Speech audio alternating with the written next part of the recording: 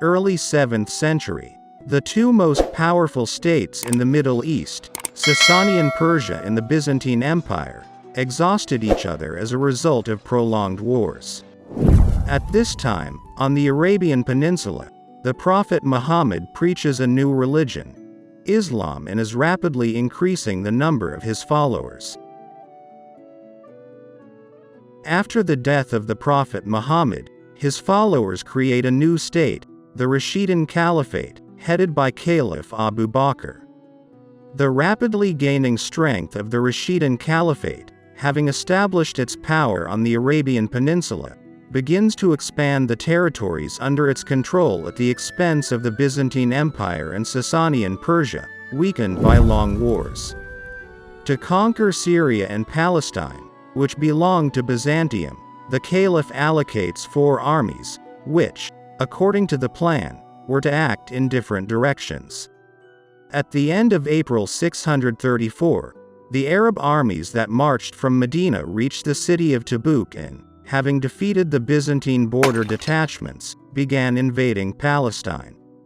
In turn, the Byzantine Empire begins to build up forces near the cities of Busra and Jabiya in order to protect its territory from the invading Arab armies. To guarantee the victory of his armies, the Caliph sends an additional army to Syria and Palestine, led by Khalid ibn al-Walid, who had previously successfully fought in Iraq against the Sassanids. In July 634, Khalid crossed the Syrian desert and, quite unexpectedly for the Byzantine troops, invaded Syria from the east. Catching the enemy by surprise and not meeting serious resistance, he occupies the cities of Iraq and Tadmor. The Ghassanids, who were allied with Byzantium, tried to stop the advance of Khalid's army, but they suffered a crushing defeat in the Battle of Qartina. The defeated Ghassanids began to gather all available forces to their capital, the city of Busra, but Khalid ibn al-Walid did not besiege it. Instead, he advanced at the head of his army towards the city of Damascus. The Ghassanids did not plan to surrender. Instead, they rallied their forces and attacked Khalid's army again. A new battle broke out at Marj Rahit. This time luck was again on the side of the troops of the Rashidun Caliphate. The Ghassanid army was again defeated, and Khalid ibn al-Walid sent his army to the city of Busra. Reaching the outskirts of Busra, Khalid united with 2 nearby Arab armies and proceeded to lay siege to the city. The resistance of the defenders of Busra was broken in July 634, after which the Ghassanid state had to submit to the Rashidun Caliphate. By this time, the brother of the Byzantine Emperor Heraclius I, Theodore, managed to gather an army to oust the Arab troops from Syria. Upon learning of this, Khalid ibn al-Walid gathered all the forces of the Rashidun Caliphate in the region and advanced to meet the Byzantines. The battle took place on July 30, 634 near the village of Ajnadain. As a result of a bloody battle, the Arabs managed to inflict a crushing defeat on the Byzantine army. Having won a victory, Khalid ordered his army to begin moving towards Damascus, the defense of which was commanded by the son-in-law of the Byzantine emperor. The army of the Rashidun Caliphate reached the outskirts of Damascus on August 20, 634 and began the siege of the city. Since Khalid did not have the experience of besieging large well-fortified cities, he did not succeed in quickly occupying Damascus. The siege of the city progressed very slowly, so Khalid decided to send part of his troops to occupy small settlements in Palestine and Syria. Very soon after the beginning of the siege of Damascus, the first caliph of the Rashidun Caliphate, Abu Bakr, dies, and Umar ibn al-Khattab becomes his successor. The new caliph decides to transfer command of the Arab troops in Syria and Palestine to Abu Ubaidah. Simultaneously with the siege of Damascus, the army of the Rashidun Caliphate occupied the surrounding villages, and today it was soon able to establish control over all of southern Syria. By the end of 634, the Byzantines managed to assemble a new army on the banks of the Jordan River. Very soon Abu Ubaidah found out about this, after which he advanced at the head of his army to meet the enemy. The battle took place near the village of Fiklia. Luck was again on the side of the Arab Caliphate. As a result of a fierce battle, the Byzantine army was defeated and forced to retreat. After the victory, Abu Ubaidah concentrated all his forces on the siege of Damascus. The Byzantines, in turn, were well aware that even such a well-defended city as Damascus could not defend itself forever. Therefore, on March 12, 635, the emperor sent an army from Emesa to help the defenders of Damascus. The garrison of Damascus never received help, since the army sent from Emesa was defeated by the army of the Arab Caliphate on August 10, 635. Realizing that help will not come, the garrison of Damascus, in exchange for a free exit and guarantees for the safety of life and property of the local population and churches, surrenders the city to the Arabs.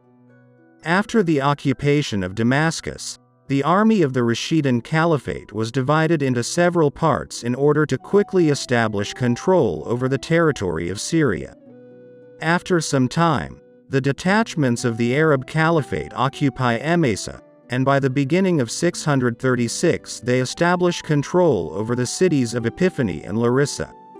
In turn, the Byzantine Emperor realized that the available forces in Palestine and Syria were clearly not enough to stop the invasion of the Rashidun Caliphate. In the region of Antioch, the Byzantines are gathering a large army, which, according to the developed plan, was supposed to oust the Arab detachments from the lands they had previously occupied. Sakalari Fedor and the Armenian commander Vahan were appointed commanders of the assembled forces. When Abu Ubaidah learned that the Byzantines had gathered a large army, his troops were scattered throughout Palestine and Syria. In this situation, he makes the only right decision and orders his troops to leave Emesa and Damascus in order to gather all available forces in the Jabaiyah region. In the spring of 636, the Byzantine army launched an offensive and occupied the cities of Emesa and Damascus, after which they stopped. It was the passivity of the Byzantine army that allowed Abu Ubaidah to complete the concentration of all available forces in the Jabaiyah region. The decisive battle between the armies of the Byzantine Empire and the righteous Caliphate took place on August 15, 636. The site of the battle was a small plain bounded by the Yarmouk and Rashidun rivers. Before the start of the battle, the opponents had the following forces. The number of the Byzantine army was about 40,000 soldiers. At the disposal of Khalid ibn al-Walid, to whom Abu Ubaidah temporarily transferred command, there were 20,000 soldiers. Although the Arab army was smaller, it consisted of fanatical followers of Islam who were ready to follow any order and die for their faith. The Byzantine army was built as follows. The infantry of the Balkan Slavs was located on the left flank. Detachments of the Ghassanids, Christian Arabs living in Syria, as well as the Armenian infantry were stationed in the center. On the right flank was a heavily armed Greek infantry. The heavy Byzantine cavalry positioned themselves behind the infantry units. The army of the Rashidun Caliphate was also divided into 4 parts. Since the main force of the Arab army was the infantry, it was located in front, and the light cavalry was located behind it. Khalid ibn al-Walid commanded a reserve of the best horsemen.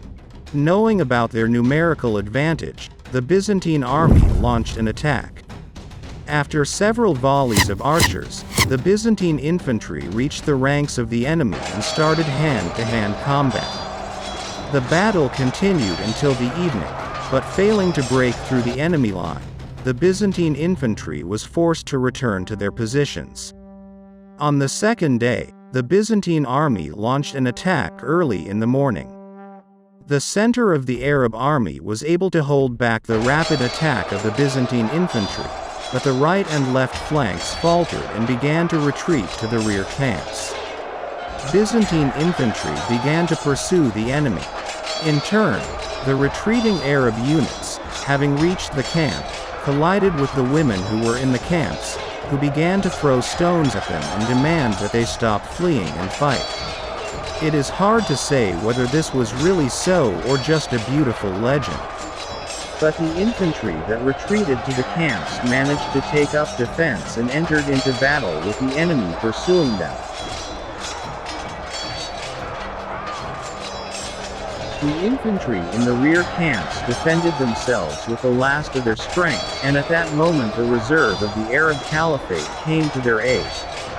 Well-trained horsemen of the Arab Caliphate attacked the rear of the Byzantine infantry, because of which she had to start a retreat. Very soon the battle again had to be stopped due to the onset of night. On the third day, the Byzantines again went on the attack, concentrating most of their cavalry on the left flank. A bloody battle ensued, and after some time the right flank of the Arab infantry faltered and began to back away.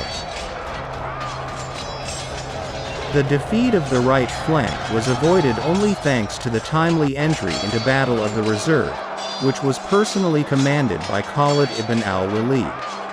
With the onset of night, the battle ceased, and the opponents again returned to their original positions. The fourth day has come. Both armies were badly battered by the fighting, but no one was going to retreat. In the morning, the Byzantine army launched another attack. During the battle, the Byzantines managed to break through the enemy's battle formation. Taking advantage of this, the Byzantine cavalry, having passed through the gap between the center and the right flank of the enemy, intended to attack the enemy in the rear, but these plans were not destined to come true. The Byzantine cavalry, which broke away from the main army, was surrounded by Arab horsemen. Having suffered serious losses in a fierce battle, the Byzantine horsemen hastily left the battlefield. Thus, the Byzantines lost most of their cavalry and were forced to retreat to their original positions. Realizing that after the flight of the Byzantine cavalry, the morale of the enemy was undermined. At night, Khalid ibn al-Walid ordered a small detachment of horsemen to occupy the bridge that connected the Byzantine army with his camp. On the morning after receiving the news that the only escape route had been cut off, the morale of the Byzantines was shaken even more.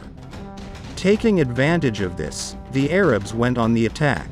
Khalid ibn al-Walid concentrated all his cavalry on the right flank in order to crush the enemy's left flank. A bloody battle began. The cavalry of the Caliphate managed to capture the left flank of the Byzantine army, which, in order to maintain its battle formation, was forced to retreat back and cling to the banks of the Rashidan River. The battle lasted until the evening, but neither side was able to win a decisive victory. With the onset of darkness, the opponents were forced to return to their original positions. At night, the remnants of the Byzantine cavalry left the battlefield, due to which the army of the righteous Caliphate gained a numerical advantage. On the morning of the sixth day, the Arab army again went on the attack. The flight of the remnants of the cavalry, as well as the inability to retreat to their camp, completely broke the morale of the Byzantine army. Almost immediately after the start of hand-to-hand combat, the Byzantines began to back away. The battle was bloody. Very soon, the Byzantine troops were surrounded and began to suffer serious losses.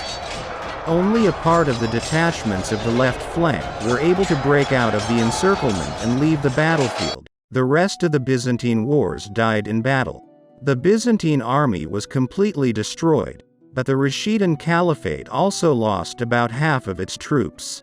Having won a victory, Abu Ubaidah, at the head of his army, went on the offensive. Soon he laid siege to Damascus. Like last time, It was not possible to quickly take the well-fortified city by storm. Only in November 636 did the Rashidun Caliphate manage to establish control over Damascus. After the occupation of Damascus, Abu Ubaidah continued the offensive, and already at the beginning of 637 he managed to take the cities of Aleppo. At the beginning of 637, the army of the Arab Caliphate reached the outskirts of Jerusalem and began to besiege it. The city was perfectly defended, so the chances of a successful assault were minimal.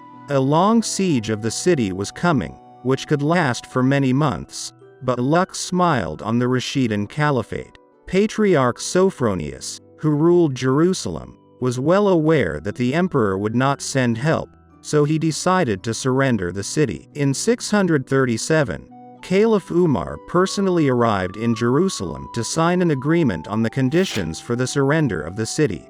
After establishing control over Jerusalem, part of the detachments of the Rashidun Caliphate besieged the large port city of Caesarea, and the main army advanced towards the capital of Byzantine Syria, the city of Antioch. Since after the defeat at Yarmouk, the Byzantine Emperor simply did not have the opportunity to send reinforcements to Syria. After a long siege in August 638, the city of Antioch came under the control of the Rashidun Caliphate. Despite the fact that the Rashidun Caliphate managed to establish control over almost all of Syria and Palestine, the port of Caesarea, under siege, continued to resist. In 639, a plague broke out in the Middle East, causing a temporary cessation of hostilities. The commander of the troops of the Rashidun Caliphate in the region of Abu Ubaidah died of the plague, and Muawiyah ibn Abu Sufyan took his place, who continued the siege of Caesarea. Even the most fortified city cannot resist forever without receiving reinforcements, and in 640 the city of Caesarea fell into the hands of the Rashidun Caliphate. With this, the conquest of Syria and Palestine by the Rashidun Caliphate ended, and the confrontation with the Byzantine Empire continued in Asia Minor and Egypt. If you liked this video, don't forget to subscribe to my channel. Let's explore history together.